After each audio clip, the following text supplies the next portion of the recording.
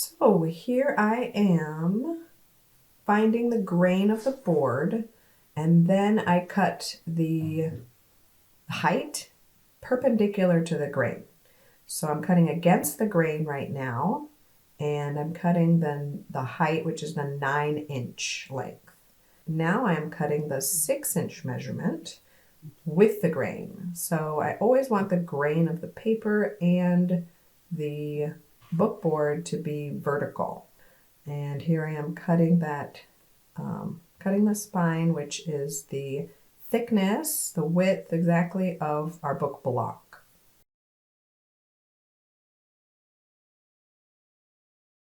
So here I am tracing around the cover board, leaving about 1 inch around the top, right, and bottom onto the cover paper. And then if you notice, I draw a line right along the spine. That's because these covers are going to have a separate spine.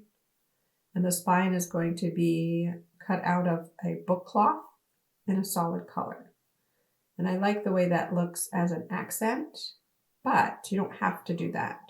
Now I am working on the spine.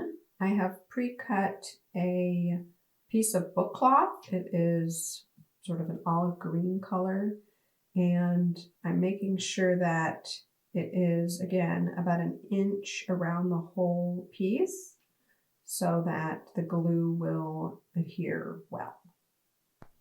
And now I am working on the end sheets. These need to be the same size as your signatures. So in my case, they are 12 by 9, and I need 2 of them, 1 on each end.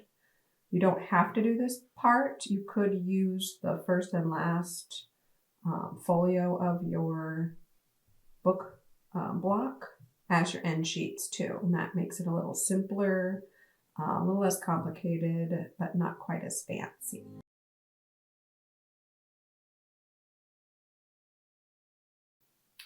So now it's time to glue the covers, and I've got the front and back here all cut out, laid out on newsprint because I'm going to be putting glue on it and I want to protect my work surface.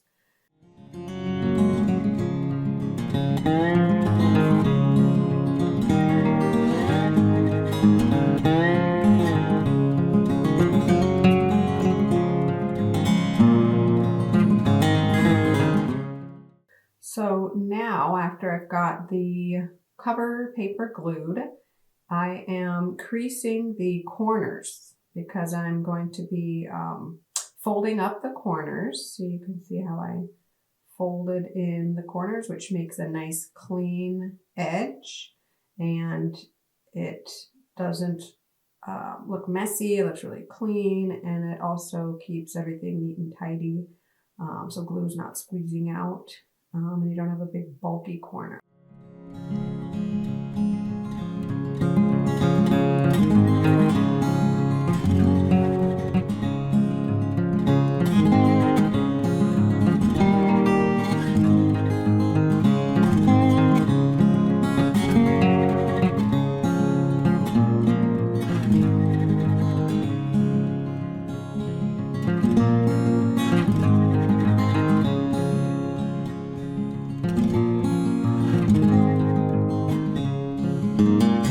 So the last step is going to be to glue the spine onto the spine paper, and then attach the spine to the covers. Oops, like that. And then put the book block, which is now dry, in the whole cover case.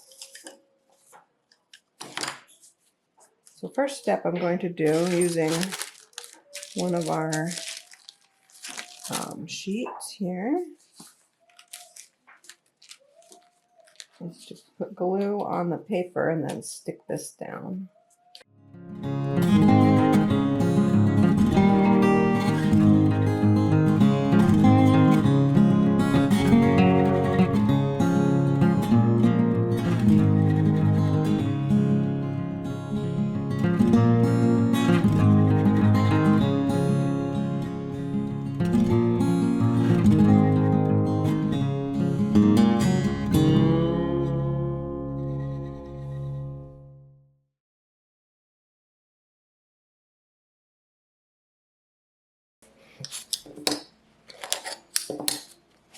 So now it's nice and dry. We're going to kind of peel it away. Remember, this is the mull. And then we're going to carefully peel our tape off to release our cotton tapes. Then we can trim those. Scissors are not very good. The same height as the mull.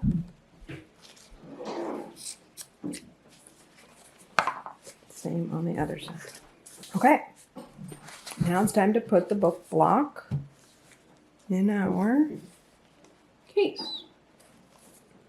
So I kind of position it on the spine, and then these are going to get glued to the covers,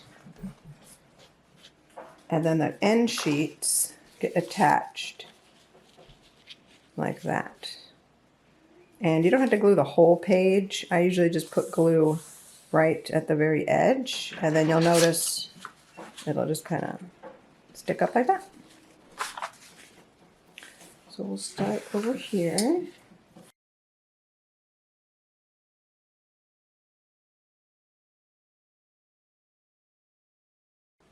But it's even here and here and here and here. And then you just start putting some glue.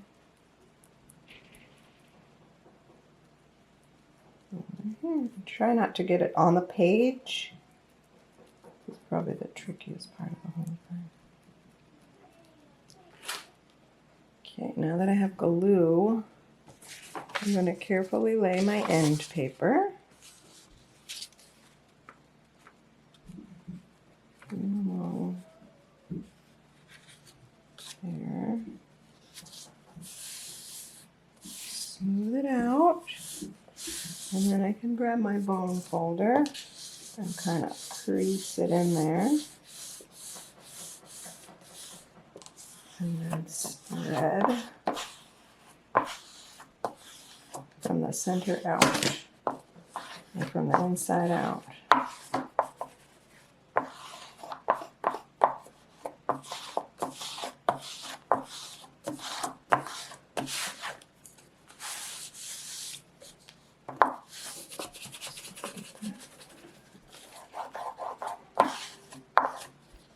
So the idea is that it will glue just like that.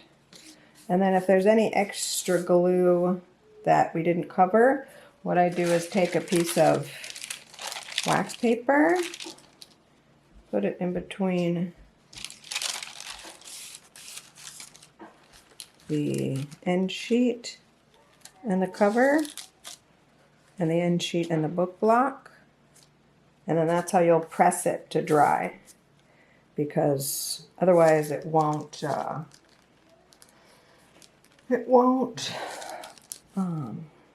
lay flat, and it might stick.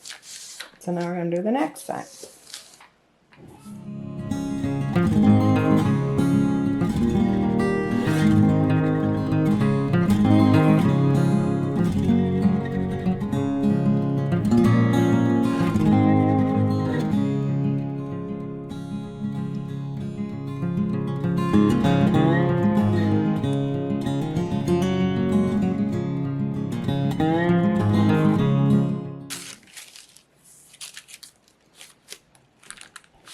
And that's it.